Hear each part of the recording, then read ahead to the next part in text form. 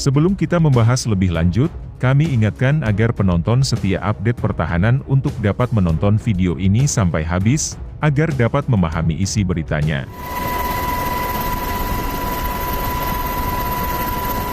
Dilansir dari laman berita pikiranrakyat.com, negeri jiran Malaysia memberi sindiran pedas untuk Indonesia terkait kondisi di Laut Natuna Utara.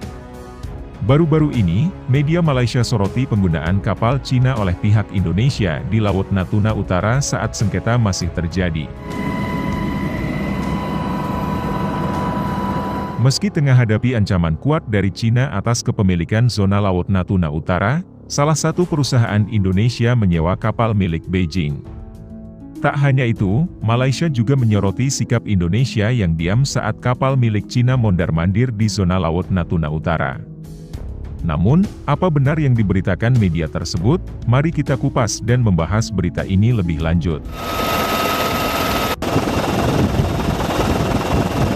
Saat Malaysia langsung menyikapi tindakan Cina yang memasuki wilayah mereka, Indonesia malah berdiam diri tak beri perlawanan. Tak cuma sikap Indonesia yang dianggap diam saja, media Malaysia juga menyindir soal keanehan yang terjadi di Laut Natuna.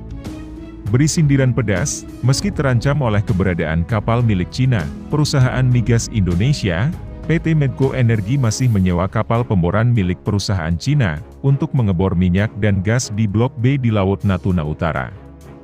Kapal pemboran DF2 Explorer Shen Lantan Suo milik perusahaan China Oilfield Services Limited terdeteksi sedang ditarik ke Laut Natuna untuk melakukan pekerjaan atas nama PT Medco Energi.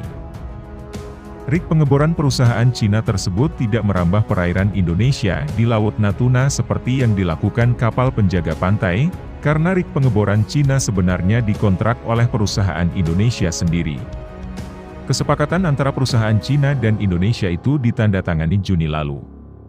Anehnya, Indonesia menggunakan keahlian dari negara-negara yang merambah perairannya, tulis Defense Security Asia dalam artikelnya pada 27 Oktober 2021.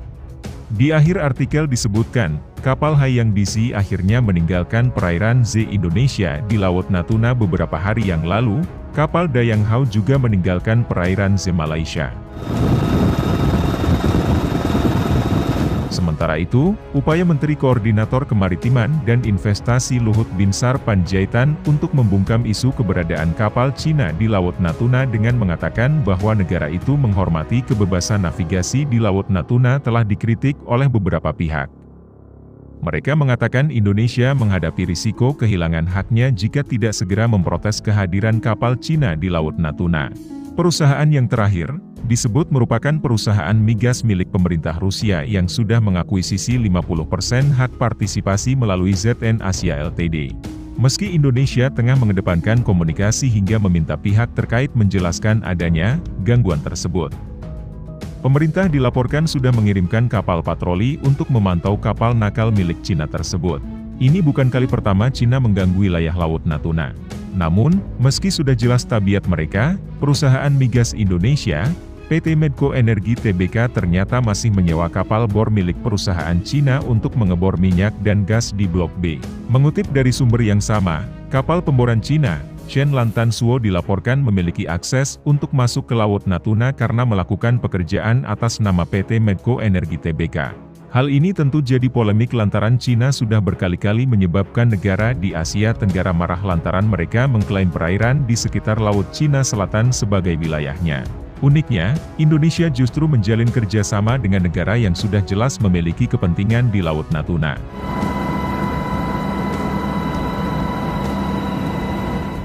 Sebelumnya, Sekretaris Utama Badan Keamanan Laut Laksda S. Irawan dalam rapat dengar pendapat bersama Komisi Dewan Perwakilan Rakyat DPR di Kompleks Parlemen mengatakan, bahwa ada ribuan kapal milik Vietnam dan Cina yang masuk perairan Natuna, dekat Laut Cina Selatan.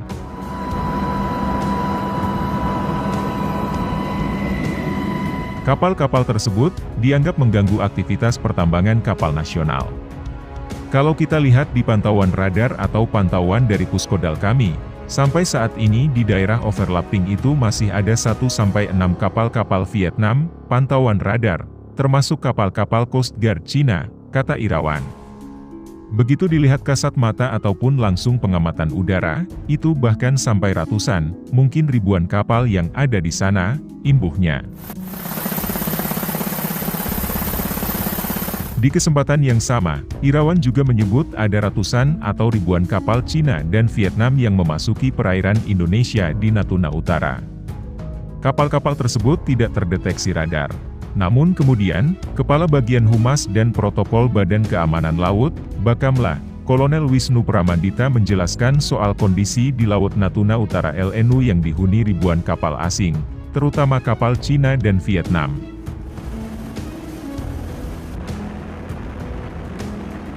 Wisnu menjelaskan, bahwa kata ribuan yang disampaikan oleh Sestama Bakamla Laksda TNI S. Irawan itu bermakna umum, tidak dalam waktu yang berdekatan dan juga mencakup Laut Cina Selatan. Laut Natuna Utara kan berbatasan langsung dengan Laut Cina Selatan, ujar Wisnu, seperti dikutip dari keterangan resmi Bakamla. Perairan Natuna berbatasan dengan Laut Cina Selatan yang menjadi rebutan banyak negara, terutama Cina. Tak ayal bila kawasan ini sering dinodai konflik pelanggaran perbatasan wilayah dengan warawirinya sejumlah kapal asing, seperti Cina dan Vietnam.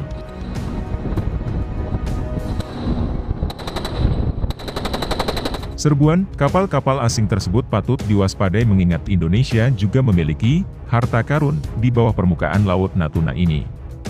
Salah satu harta karun di perairan Natuna ini yaitu cadangan hidrokarbon raksasa mencapai 222 triliun kaki kubik TCF di Blok East Natuna.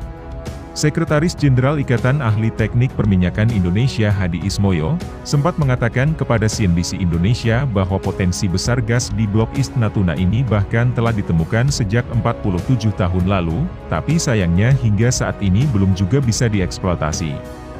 Dia mengakui, potensi migas di Laut Cina Selatan ini sangat besar, sehingga menjadi rebutan banyak pihak.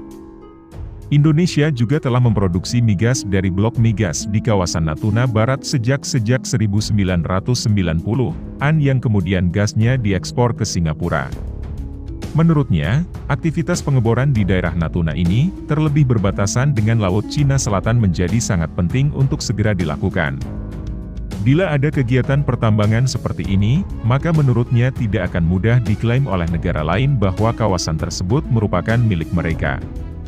Sementara itu, Cina pada 2020 lalu dikabarkan telah menemukan ladang minyak dengan potensi 200 juta ton minyak dan 300 miliar ton gas di selatan Pulau Hainan, Laut Cina Selatan.